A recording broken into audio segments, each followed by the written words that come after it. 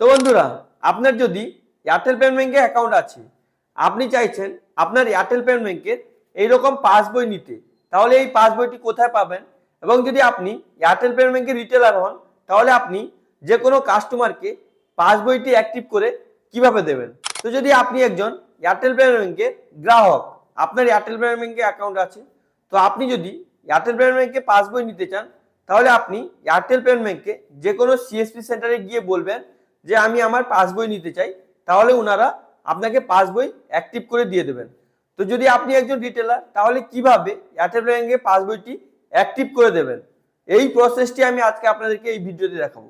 তো বেশি দেরি না করে চলুন আপনাদেরকে লাইভ দেখাই আপনি কিভাবে এয়ারটেল ব্যাংকে পাসবইটি অ্যাক্টিভ করে দেবেন।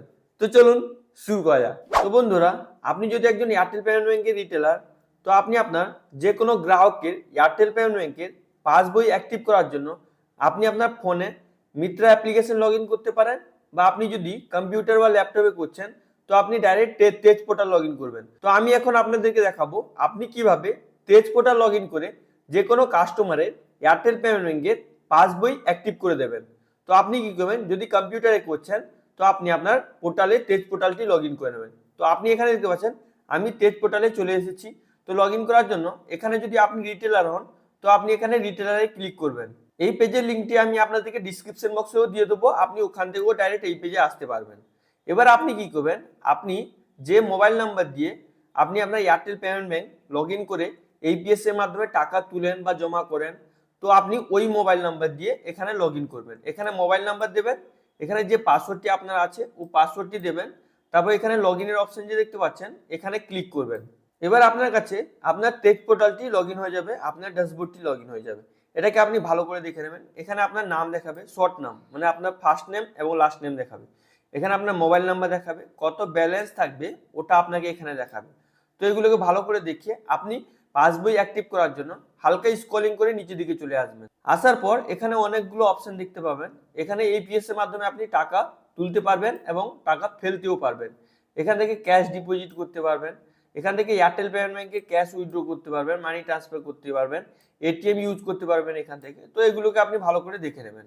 এবার আপনি যে কোনো কাস্টমারের পাসবই অ্যাক্টিভ করার জন্য আপনি কি করবেন, আর একটু হালকা স্ক্রল করে নিচের দিকে চলে আসবেন। আসার পর এখানে আপনি দেখতে পাচ্ছেন পাসবই লেখা আছে। তো আপনি কি করবেন, এখানে পাসবইয়ে ক্লিক করবেন। এবার আপনার কাছে নেক্সট পেজ চলে আসবে। এখানে দেখতে পাচ্ছেন ইস্যু পাসবই আছে, প্রিন্ট কভার পেজ আছে, রি ইস্যু পাসবই আছে। যদি আপনি নতুন কাস্টমারের পাসবই ইস্যু করতে চান, অ্যাক্টিভ করাতে চান, তাহলে আপনি এখানে ক্লিক করবেন। যদি কভার পেজ মানে ফার্স্ট পেজ আপনি প্রিন্ট করে দিতে চান, তো আপনি এটা ক্লিক করবেন। যদি কোনো কাস্টমারের পাসবই হারিয়ে যায়, তাহলে আপনি এখানে ক্লিক করে রি ইস্যু করতে পারবেন পাসবই, বা পাসবই যদি প্রিন্ট করে শেষ হয়ে যায়, তাহলে আপনি এখান থেকে রি ইস্যু করতে পারবেন। তো এটাকে ভালো করে দেখে নেবেন। এবার নতুন পাসবই অ্যাক্টিভ করার জন্য এখানে যে দেখতে পাচ্ছেন ইস্যু পাসবুকের অপশন আছে, তো আপনি এই অপশনটায় ক্লিক করে দেবেন। তো ক্লিক করার পর আপনার কাছে এরকম ইন্টারফেস আসবে। এবার যে কাস্টমারের পাসবইটি অ্যাক্টিভ করতে চান, যে মোবাইল নাম্বার দিয়ে ওই কাস্টমারটি অ্যাকাউন্ট ওপেনিং করেছে, তার মোবাইল নাম্বার এখানে দিতে হবে। তো আপনি কি করবেন, এখানে ফোন নাম্বারটি এন্টার করবেন। ফোন নাম্বার দেওয়ার পর এখানে দেখতে পাচ্ছেন সেন্ড কোডের অপশন আছে, তো আপনি কি করবেন, এখানে ক্লিক করবেন। তো ক্লিক করার পর আপনার কাছে এরকম ইন্টারফেস চলে আসবে। এবার আপনি যে কাস্টমারের মোবাইল নাম্বারটি এখানে দিয়েছেন, ওই কাস্টমারের ফোনে মানে এয়ারটেল পেমেন্ট ব্যাংক যে নাম্বারে ওপেন করা আছে, ওই ফোনে একটি ওয়ান টাইম পাসওয়ার্ড যাবে, ওটিপি যাবে।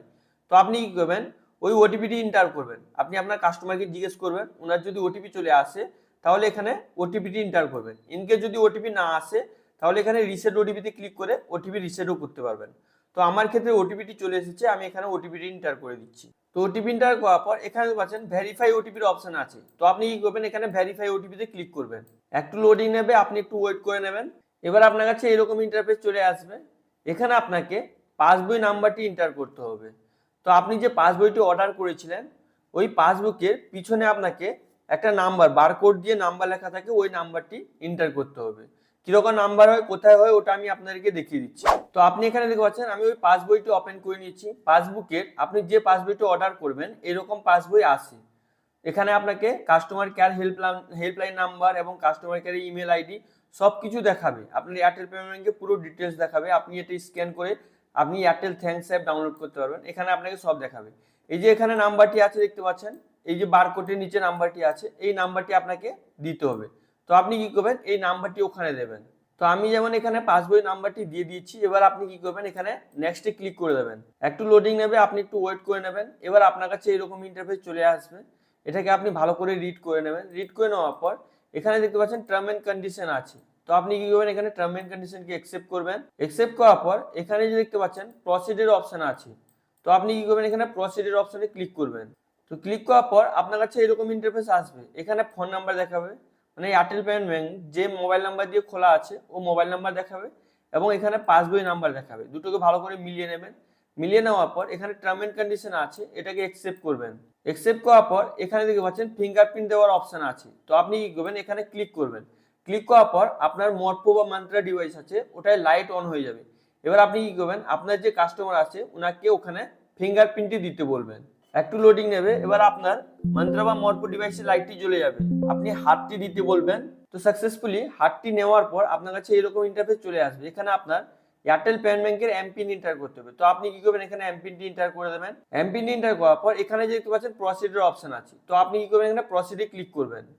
তো ক্লিক করার পর আপনার কাছে এরকম ইন্টারফেস চলে আসবে, এখানে দেখতে পাচ্ছেন পাসবই ইস্যু সাকসেসফুলি, মানে আপনার সাকসেসফুলি পাসবই ইস্যু হয়ে গেছে, এবার আপনার ফোনে মেসেজও পাঠিয়ে দিয়েছে। তো এটাকে ভালো করে দেখে এখানে দেখতে পাচ্ছেন প্রিন্ট কভার পেজ, মানে আপনার যে পাসবুকে ফার্স্ট পেজ প্রিন্ট করতে বলছে। তো আপনি কি করবেন, এখানে প্রিন্ট কভার পেজে ক্লিক করবেন। একটু লোডিং নেবে, আপনি একটু ওয়েট করে নেবেন। এবার আপনার কাছে এরকম ইন্টারফেস চলে আসবে, এখানে আপনার পাসবই নাম্বার দিতে হবে, মানে অটোমেটিক চলে আসবে। যদি আপনার এখান থেকে কেটে যায় তাহলে আপনি ডাইরেক্ট মানে পাসবই ইস্যু মানে কভার পেজ প্রিন্ট এসেও আপনি পাসবুক নাম্বার দিয়ে আপনি আবার প্রিন্ট করতে পারবেন। তো আপনি কি করবেন, এখানে পাসবই নাম্বারটি দিয়ে দেবেন, অটোমেটিক চলে আসবে। এবার আপনি কি করবেন, এখানে প্রসিডে ক্লিক করবেন। একটু লোডিং নেবে, আপনার কাছে এরকম ইন্টারফেস আসবে। আবার ওই কাস্টমারের ফোনে একটি ওয়ান টাইম পাসওয়ার্ড যাবে, ওই ওটিপিটি আপনাকে এখানে ইনপুট করতে হবে। তো ওনার ফোনটি চেক করবেন, যদি ওটিপি চলে আসে এখানে ওটিপি এন্টার করবেন। তো ওটিপি এন্টার করার পর এখানে দেখতে পাচ্ছেন ভেরিফাই ওটিপির অপশন আছে, তো আপনি কি করবেন, এখানে ভেরিফাই ওটিপিতে ক্লিক করে দেবেন। এবার আপনার পাসবইয়ে আপনার যে এয়ারটেল পেমেন্ট ব্যাংকে পাসবইয়ে ব্যাংকে নমিনি আছে ওর ডিটেলসটি আপনি পাসবুকে প্রিন্ট করতে চান কি চান না ওটা আপনাকে এখানে জিজ্ঞেস করছে। যদি আপনি প্রিন্ট করতে চান তাহলে আপনি এখানে ইয়েসে ক্লিক করবেন। ক্লিক করার পর এই টার্ম এন্ড কন্ডিশনকে অ্যাকসেপ্ট করবেন। অ্যাকসেপ্ট করার পর আবার আপনি এখানে ফিঙ্গারপ্রিন্টের অপশনে ক্লিক করবেন। একটু লোডিং নেবে, এবার কাস্টমারকে মানে ফিঙ্গারপ্রিন্টে মানে আপনার মরপো মান্ত্রা ডিভাইসে হাত দিতে বলবেন। তো সাকসেসফুলি ফিঙ্গার নেওয়ার পর আপনার কাছে এরকম ইন্টারফেস চলে আসবে, এখানে পাচ্ছেন ডিটেলস ফেস সাকসেসফুলি, মানে আপনার যে পাসবুকে মানে আপনার ব্যাংকের যে ডিটেলস সাকসেসফুলি ফেচ হয়ে গেছে, এবার আপনি পাসবই প্রিন্ট করতে পারবেন। ওর জন্য আপনি কি করবেন, এখানে প্রিন্ট কভার পেজে ক্লিক করবেন। তো ক্লিক করার পর আপনার কাছে এরকম ইন্টারফেস চলে আসবে, এখানে আপনার পাসবই মানে আপনার এয়ারটেল পেমেন্ট ব্যাংকের পুরো ডিটেলস দেখাবে, এইটা আপনাকে প্রিন্ট করতে হবে।